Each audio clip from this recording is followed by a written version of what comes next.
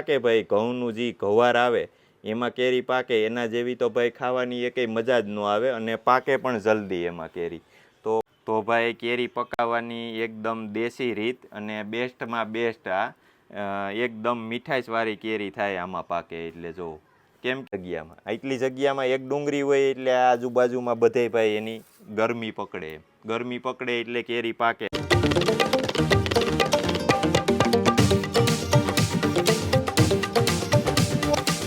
હાલો મિત્રો, તો હવે અટાણે આપણે કાલ કેરી તો ઉતારી લીધી, તો ભાઈ હવે આપણે એને પકવવા માટે મૂકવાની છે. કેમ કે ભાઈ જો અટાણે આપણે રહેવા તો દેતા કેરી, પણ તો પછી આપણે વરસાદને છાટાછૂટીમાં ને એવી રીતે કેરી બગડે એમ હતી ન ઉતારીએ તો. કેમ કે અટાણે કાંઈ નક્કી નથી ભાઈ કઈએ વરસાદ આવવા માંડે, કલાકે વાતાવરણ પલટો મારે છે. તો એના હિસાબે આપણે ઉતારી લીધી છે અને બને ત્યાં સુધી ભાઈ આપણે ખેડૂને જેને ઘરની બાગ હોય એને તો ભાઈ ખબર જ હશે કે આપણે ઘણી પદ્ધતિ આવે આને પકવવાની, કે ઘણા બધા એવા કેમિકલ આવે, કાર્બન આવે અને એક સ્પ્રે પણ એવો આવે ભાઈ કે એમણામ આખામાં તમે બોક્સમાં ભરી અને ખાલી મારી દો સ્પ્રે એટલે એ 5 દીમાં કેરી તમારી ભાઈ પાકવા માંડે. પણ એ ભાઈ 5 દીમાં જો આ હાવ કાચી કેરી 5 દીમાં પકવી દેતું હોય તો એ આપણા શરીર માટે કેટલી નુકસાનીકારક છે. ભલે અટાણે બધાય પકવે છે એમાં ના નહીં, પણ ભાઈ બને ત્યાં સુધી આપણે જો ખેડૂ માણા હોય અને ઘરની બાગ હોય તો ભાઈ બને ત્યાં સુધી તો આપણે હાંખું ને એવું જ ખાતા હોઈએ અને ઝાડવે પાકેલી જ બને ત્યાં સુધી ખાવામાં મજા છે. પણ અટાણે આ બસ વરસાદના ને વાતાવરણના લીધે આપણે ઉતારી લેવી પડે છે. અને ભાઈ બધા ખેડૂ મિત્રોને તો ભાઈ ખબર જ હશે ઘરની બાગ હોય કે ભાઈ આપણે આવી રીતે દેશી રીતે એક કેરી પકાવવાનો ઉપાય જોવો. તો આપણે આ અટાણે લઈ લીધો છે સારો, કેમ કે આ સોયાબીન અને માંડવિયું બે હારે છે. એને આપણે અહીંયા પાથરી દેવું ને એમાં ખાડો કરશું, પછી આપણે આ કેરી એમાં નાખશું, પછી એની માથે આપણે કોથળા ઢાંકી દેવું. અને ભાઈ બીજા નંબરમાં કે આપણે આ કરવામાં કેરી એ રીતની હોવી જોઈએ તો ભાઈ આ રીતે આપણે આ દાબો નાખવામાં આપણે સક્સેસ જઈએ. કેમ કે આમાં જે સફેદ દાણા થઈ ગયા હોય ભાઈ, આપણી કેરી હોય ને એમાં સફેદ દાણા હોય, જુઓ આમાં દાણા તમને દેખાતા જ છે. તો આ દાણા હોય ને તો ભાઈ પાકવાના ચાન્સ વધારે રહ્યા, સફેદ દાણા દેખાય નહીં. જો અમુક કેરીમાં ન પણ દેખાતા હોય એ ભાઈ થોડુંક પાકવામાં કેવરાવે એમ, અને પાકે તો એની મીઠાઈ સેવી ન હોય. એટલે આ એકદમ કણે સડેલ કેરી છે.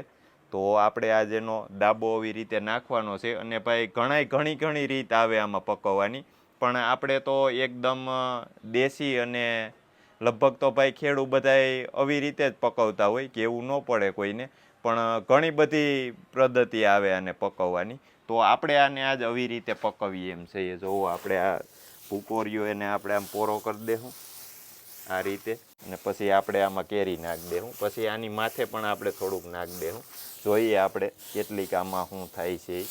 નકર પછી માથે પણ નાખી દેવું આપણે, કેમ કે ભાઈ આને ગરમી પૂરી મળે ને એટલે આ પાકી જાય. તો ઓમાં પણ એ જ થાય. અને બહુ એવું થાય તો ભાઈ આપણે ડુંગળી પણ આયરે નાખીએ છીએ. તો ડુંગળી આપણે આયરે નાખીએ તો ભાઈ એને એક બે દી શેક કરતું રહેવું જ પડે છે. કેમ કે નકર ભાઈ બગડવા વર્ગી જાય ને તો એકમાં સાંધો પડે ને તો લાગટ કેરી બગાડ નાખે. ડુંગળી ફૂલ ગરમ હોય એટલે ડુંગળીથી પણ પાકી જાય.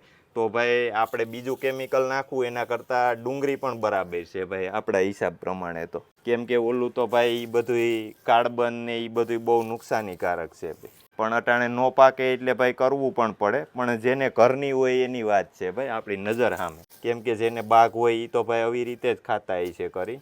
પણ આ દાબા અટાણે આપણે ઓછા જોયા ભાઈ બને ત્યાં સુધી. અટાણે ક્યાંય જોવા નથી મળતા. જે આપણે આ સારામાં પકવીએ ને આ ઓછું જોવા મળે છે. તો ભાઈ આ રીતે દાબો નાખી અને પકવેલી હોય એની મીઠાશ એકદમ આપણે હાંક ખરી હોય એના જેવી જ આવે ભાઈ, ખાવાની મજા અને ટેસ્ટ પણ એવો જ લાગે. તો ભાઈ આ કેરી રહે એ પણ થોડીક આપણને શંકાવાળી લાગે છે કે નહીં પાકે, જોવો હાવ ઝીણી છે. અને ભાઈ ઘણા મિત્રોને એવું હોય કે લેવા જાય એને ખબર ન પડતી હોય કે ભાઈ કેવી કેરી પાકશી આપણે.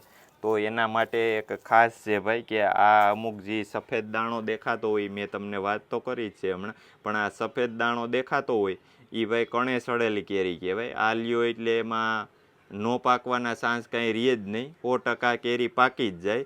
2 દી નહીં તો ભાઈ 5 દી થાય, બાકી કેરી પાકી જાય આ રીતની કેરી આપણે લઈએ ને તો.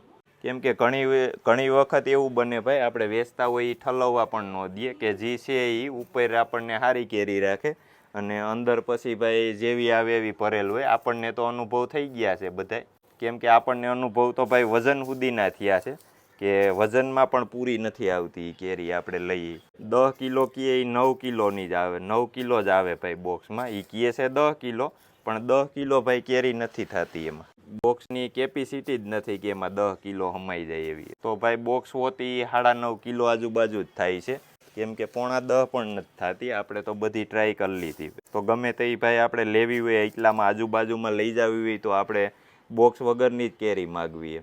તમે એક બોક્સ લઈને જોજો અને એક બોક્સ વગરની કેરી તમે જોખજો ઘેરે, તમને ખબર પડી જાય શું વજનમાં આવે છે.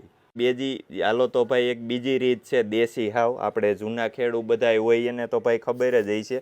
જે ખેડૂ છે એને તો ખબર જ હશે, કેમ કે એ અટાણે કરવા જઈએ તો આપણને પોહાય એમ પણ નથી.